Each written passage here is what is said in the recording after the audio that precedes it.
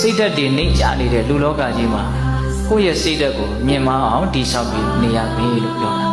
တော့စိတ်ဓာတ်ကနှိမ့်ချတယ်စိတ်ဓာတ်ကမြင့်မြတ်တယ်ဆိုတာဘာကိုပြောတာတော့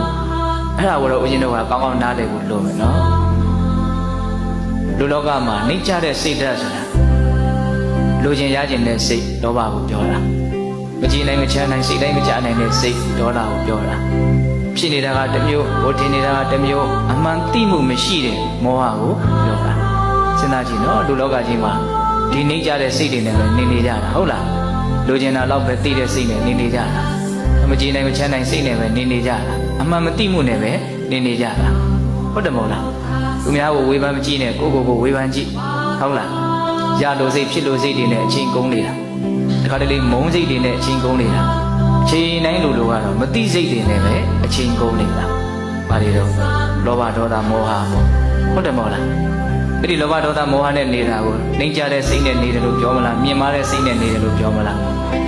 နှိမ့်ကြတဲ့စိတ်နဲ့နေကြတာနော်လူချင်းစိတ်တွေမုန်းစိတ်တွေမသိစိတ်တွေနဲ့ပဲနေနေတာအဲ့ဒါအောက်တန်းကြတဲ့စိတ်ပေါ့နော်အဲ့လိုစိတ်ဓာတ်အဖြစ်အောက်တန်းကြနေတဲ့လူလောကကြီးမှာ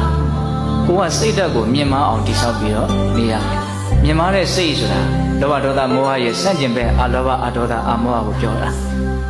ဟုတ်ရဲ့လားလောဘဒေါသမောဟအာကြီးလာပြီဆိုလို့ရှိရင်ဘသူသေးသေးငတေမာပြီးရောဆိုပြီးတော့ယုံညံ့တဲ့ကာယကံမှုဝစီကံမှုနဲ့လောကကြီးမှာအကြီးတန်းရုပ်ဆိုးကြတာတွေမရှိဘူးလား